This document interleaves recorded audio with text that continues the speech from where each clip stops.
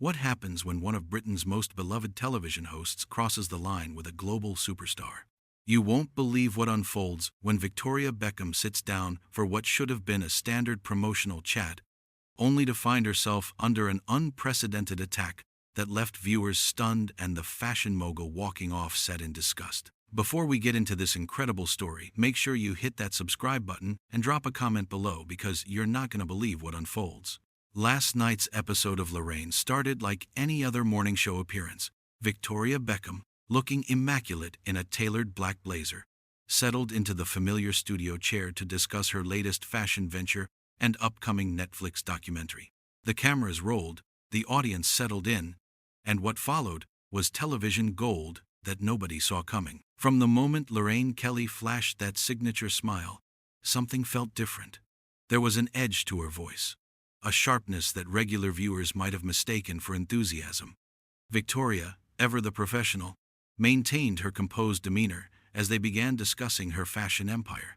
But within minutes, the conversation took a turn that would leave jaws dropping across the country. "Now, Victoria," Lorraine began, leaning forward with that calculated intimacy she's perfected over decades. "There's been quite a lot of talk recently about your business practices. Some might say you've been, rather, selective about who you choose to work with." The words hung in the air like a challenge, and Victoria's perfectly sculpted eyebrow arched slightly. "I'm not sure what you mean by that, Lorraine," Victoria replied, her voice steady but with a hint of confusion creeping in. "We pride ourselves on working with the most talented people in the industry." This was the moment everything shifted. Instead of moving on to safer territory, Lorraine doubled down with the kind of persistence that makes for uncomfortable viewing. "Well, there have been reports about your treatment of staff, particularly those who don't fit your rather specific vision. Some former employees have described a culture of exclusion." The tension in the studio became palpable. Victoria's posture stiffened, and her famous poise wavered for just a fraction of a second. "I think you'll find those reports are completely unfounded," she said, her voice now carrying a distinct chill. "We operate a professional business with the highest standards." But Lorraine wasn't backing down.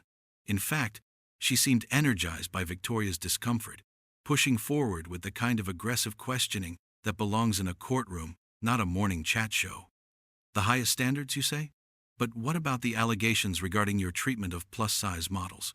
Sources suggest that your brand actively discriminates against women who don't fit your narrow definition of beauty." The accusation hit like a thunderbolt. Victoria's carefully maintained composure cracked visibly, her eyes flashing with indignation. "That is absolutely ridiculous and completely untrue. My brand celebrates women of all shapes and sizes, and I find it deeply offensive that you would suggest otherwise." Rather than recognizing she had crossed the line, Lorraine pressed on with relentless determination. "But Victoria, surely you can understand why people might think that when your runways consistently feature only size 0 models, and your advertising campaigns seem to exclude anyone who doesn't fit that mold." "That's enough," Victoria said sharply, her voice cutting through the studio like a blade.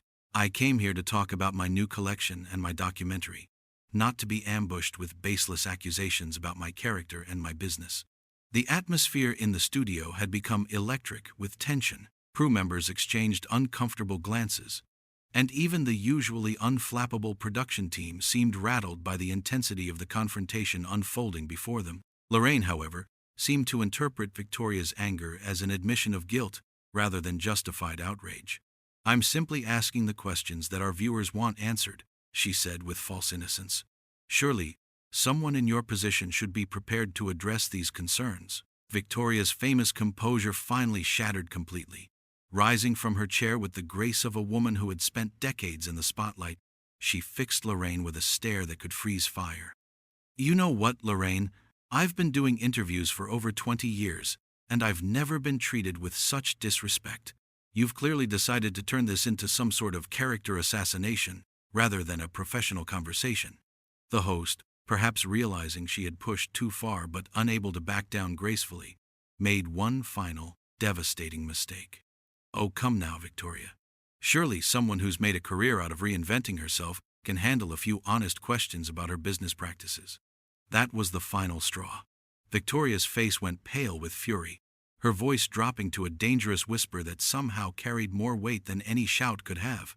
Reinventing myself? Is that what you think this is?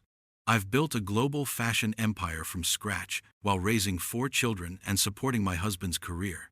I've worked harder than you could possibly imagine, and I won't sit here and let you diminish everything I've achieved with your snide remarks and unfounded accusations.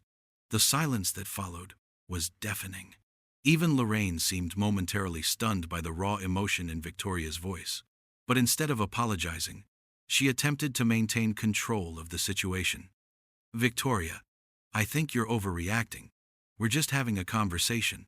This isn't a conversation, Victoria replied, her voice now deadly calm. This is a hit job, and I refuse to be part of it any longer.